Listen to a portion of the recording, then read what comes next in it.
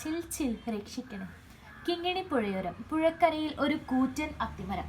ചുറ്റും ഒട്ടേറെ മരങ്ങളും ചെടികളും. ചിലതിൽ പൂക്കളും കായ്കളുമുണ്ട്. ഇവിടെ ശല്യങ്ങളൊന്നും ഉണ്ടാവില്ല. ഇവിടെ തന്നെ കൂടാം. കുഞ്ഞനണ്ണാനും കുടുംബവും തീരുമാനിച്ചു. കൂട് കൂട്ടാൻ ചകിരിയും പഞ്ഞിയും വേണം. എല്ലാം ശേഖരിക്കാൻ ഏറെ ക്ലേശിക്കേണ്ടി വന്നു. പുഴയുടെ കുളിർമ അവർക്ക് ആശ്വാസമേകി.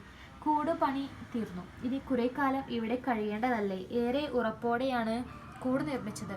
അടുത്തടുത്ത് താമസക്കാരായ തങ്കനാമയും വണ്ണാത്തിപ്പുള്ളും നീലി മരംകൊത്തിയും ഒക്കെ കൂട്ടുകാരായി.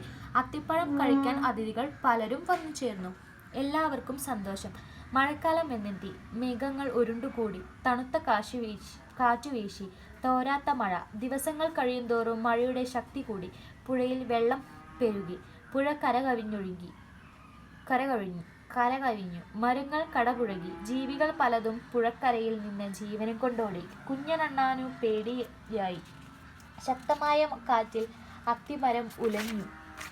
കുഞ്ഞനണ്ണാന്റെ കൂട് വെള്ളത്തിലേക്ക്. ഒപ്പം കുഞ്ഞനണ്ണാനും കുടുംബവും. വെള്ളത്തിൽ മുങ്ങിയും പൊങ്ങിയും അവൻ കൈകാലിട്ടടിച്ചു.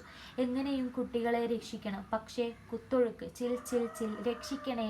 ശക്തമായ ഒഴുക്കിൽ കുഞ്ഞിന് ഒന്നും ചെയ്യാൻ കഴിഞ്ഞില്ല. അവന് ബോധം നഷ്ടമായി. കണ്ണു തുറന്നപ്പോൾ കൂട്ടുകാരെല്ലാം അടുത്തുണ്ട്. കുഞ്ഞുങ്ങൾ രണ്ടുപേരും നനഞ്ഞു വിറച്ച് അമ്മയുടെ നെഞ്ചിൽ. പങ്കനാമ എല്ലാവരെയും രക്ഷപ്പെടുത്തിയ കഥ പറഞ്ഞപ്പോൾ കുഞ്ഞൻ നന്ദിയോടെ കൈകൂപ്പി. ഇല്ല, ഈ ഉപകാരം ഒരിക്കലും മറക്കില്ല.